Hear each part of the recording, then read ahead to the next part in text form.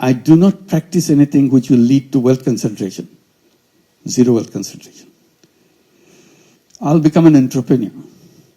I do not contribute to job seeking, working for somebody else. So these are the 3-0, I become a 3-0 person. So this is the direction I want to go.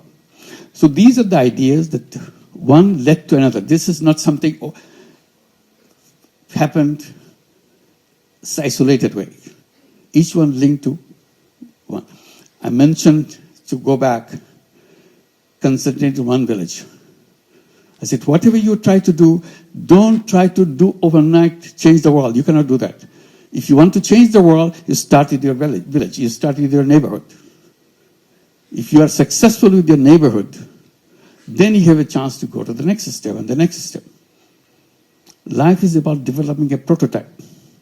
If you build a prototype, the rest is easy. Replicate.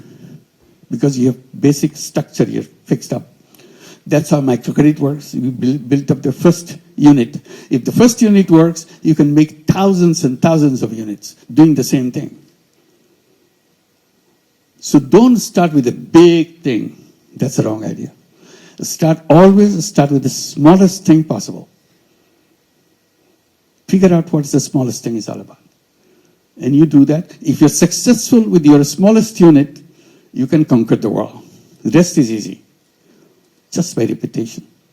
So this is where we are right now, and trying to see we can address the people's attention to change their views, because the whole problem is created by the way we structured the civilization for ourselves.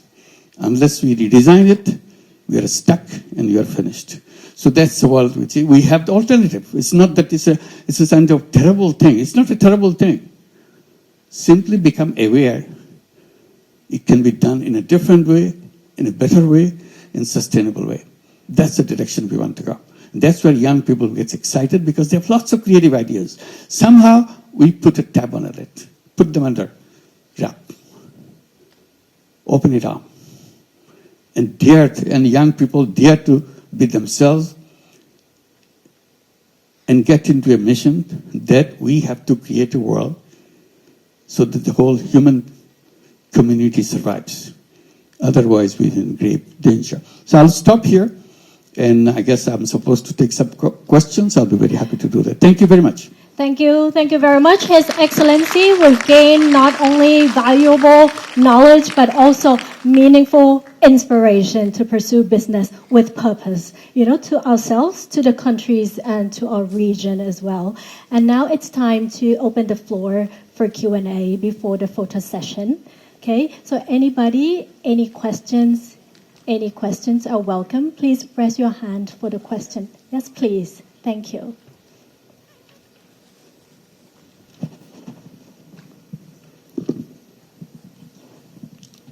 Okay. Hello, Your Excellency.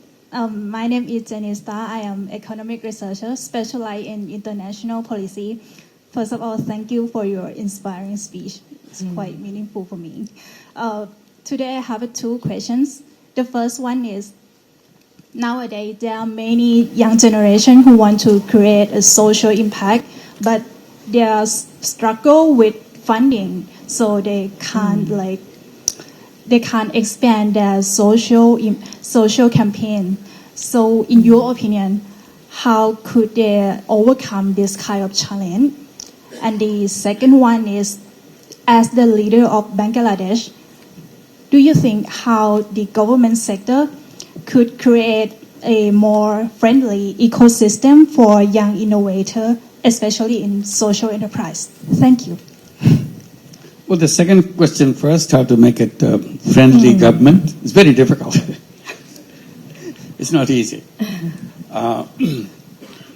We are hoping, at least in Bangladesh, we can move in that direction. Because the people's perception in Bangladesh government is a kind of a terror machine.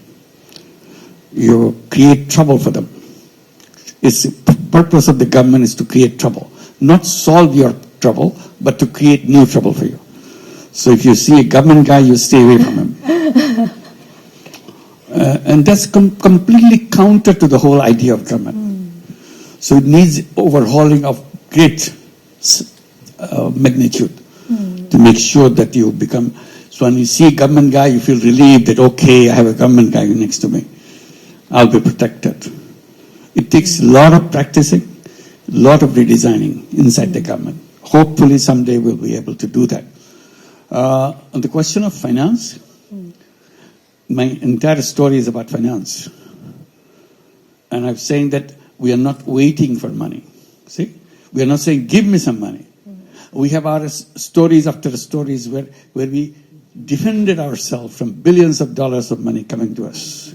We said, please don't give us, don't destroy us. We are okay. So it has to be reversed. You should be generating your funds, creating things. And there I suggest the one idea, social business. CSR. Many companies have CSRs. We can go and describe to them. We're giving money, giving it away to help people. Why don't you invest in a social business fund so that people can take this money, create social businesses, and return the money into your fund, and you contribute to fund each year. It becomes big. You are not doing anything extra. And instead of giving it away, you are keeping it, and it's growing.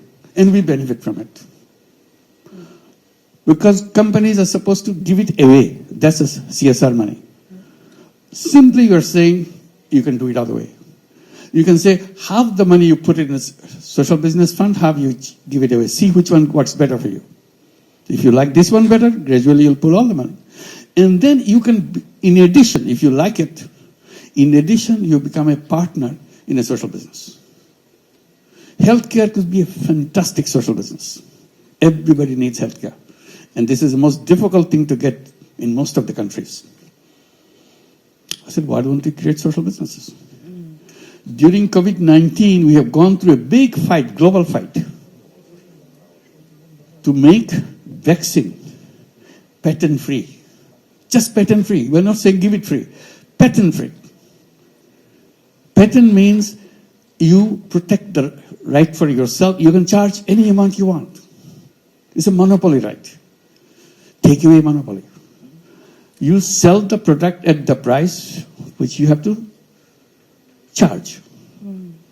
Because it's a question of people's life. We had a global fight for this. Fighting taken to the WTO. Because that's where final voting takes place. It needs every nation's concurrence. When everybody says yes, then only then it could be removed. In the final count, when after a long battle around the world, final count, 10 countries stayed away, didn't vote. So patent stayed.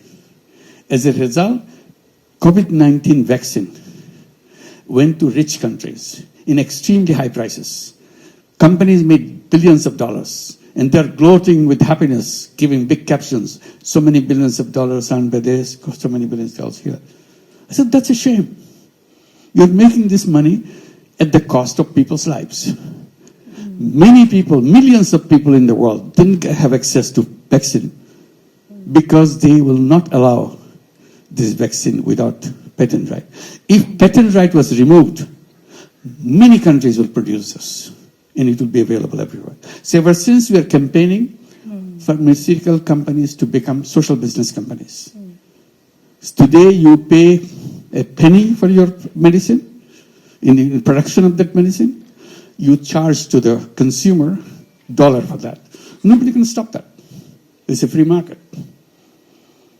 So I said only escape from that is to create social businesses. Where would the social business come from? From me and from you. If you agree, we do that. Nobody can stop us. It's a business.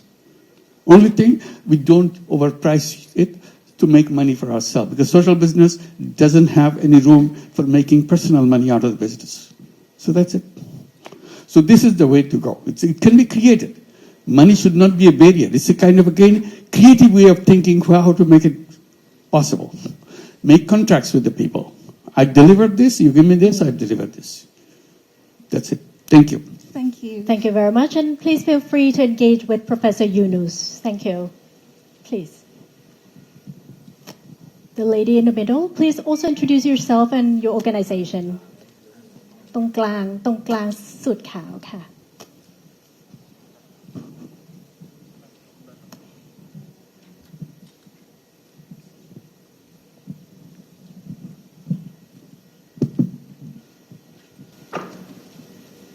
First of all, Salam Alaikum. Good afternoon, Prime Minister. I would like to have, I'm Fatima from Asia Medicare Group Company.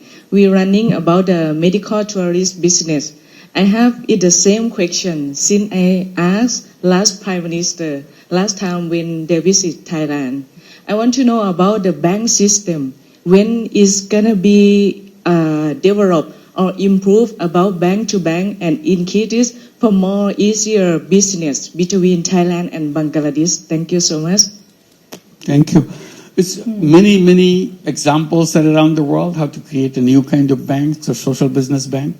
So microcredit banks are social business bank. We're not talking about you make money out of the poor people. We said create a social business bank. If you want to make money and still lend money to the poor people, that's fine. It's allowed. But better still, it could be a social business, so that you do that not to make money for yourself. You do that because you want to help people to transform their own lives and give it a thing. And we keep saying that, like in the universities, in the colleges where students come, I'm saying they should be entrepreneur. In every school, they should have a social business fund. So the students who will become entrepreneurs, they'll come with a business idea and go to the school fund to try it out, practice it. It's a tiny little model that they would like to do. And if it's successful, they can attract funding from other people. But the school should be able to provide this funding so that you can start a new idea while you're still in school. Because that's where you should be preparing yourself as an entrepreneur. And people say, why should they do for social business? I said, at this time, I'm not saying it should be all social businesses. They can do money-making businesses too, but the fund should be there so that they can practice it. But I will encourage young people to solve the problem of the world. They have to have a mission, purpose of life. Purpose of life could be, I will make lots of money. That's my purpose of life. Okay. But another purpose of life, I will change the world. Things that happen, they don't have to happen, because I will come up with an idea which removes all these problems. And history will record that I made this thing, and as a result, the world has changed. People's life has changed. So give people challenges, young people challenges. Young people love challenges. But you're not doing that. All you're saying, get ready so that you know how to appear in the interview board, how you dress yourself, how you answer questions so that you impress, so that you get a job. We are not job seekers. We are human beings. We are full of entrepreneurial capability, full of ideas. That's what the education system should be. Thank you. Thank you so much. Thank you. Thank you. Yes, please. The lady in the front.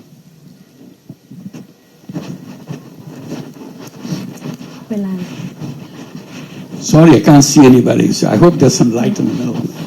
Good afternoon, Your Excellency. I'm Aslesha Karki. I'm representing Nepal for today's program as well. I had a question for you. It was really interesting when you said the 3 zeros, but something that struck even more to me was the part where you said 0% unemployment. So, as a fellow young entrepreneur, I do think entrepreneurship is something we have to talk about more and get more people engaged. But at the same time, as an entrepreneur, I know I need a lot of help from fellow other members in the community as well. So could you elaborate a little more when you said we need to be more prone to entrepreneurship than employment? Thank you. One is you are, as a young person going through this education or whatever experience you're going through, you're always thinking, what is that I'm going to do? Oh, I like this, and I'll become a CEO of this company finally. I enter the bottom, and I'll do that. I'm a very talented person. So that is very attractive. Or I see this problem. People work very hard, but they don't get the return that they should get because of the system, the banking, because of the system, the legal system. They're pushed away from the mainstream. So I'll create something so that they will go very easily with a happy life. I'll come up with an idea which will transform their life. If I can transform one human being's life, my life is worth living. If I can do it for many, many, of course, that's what I'll feel happy that I have done something which touched people's lives. Otherwise, I can do things, I make money, have a big, exciting life for myself, but people have nothing to do with you. You never held anything to do with anybody. So you have to choose which one you're looking for. So one of the purpose of education is to find your purpose.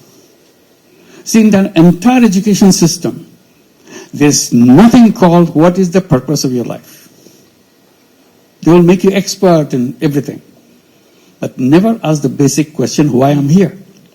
What am I supposed to do? Do I have choices? How do we choose my path?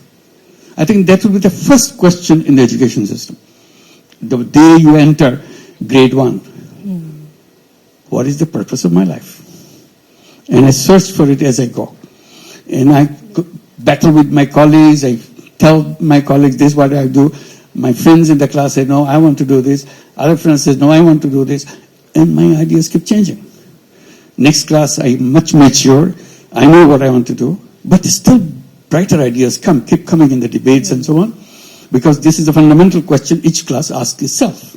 And we record it. So the next year we read that, what we used to think about last year. Has anybody changed his mind? Yes, I've changed my mind. This is what I want to do. Record it. So as we go, how our minds develop. Ultimately, I have to find the purpose of my life. It's a very short period. It's not a long period. But within that short period, I have to reach the goal of my life. Making money cannot be a goal of life. But if you want, put it there. I want to make money. Go ahead. But you listen to others, what they want to do. I want to change the world. I don't like the way it happens this way. I don't like the way I don't like the war. I don't like this.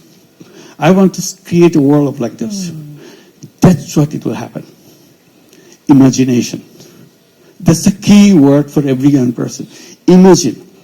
Imagine the world that you want to have. Imagine what you want.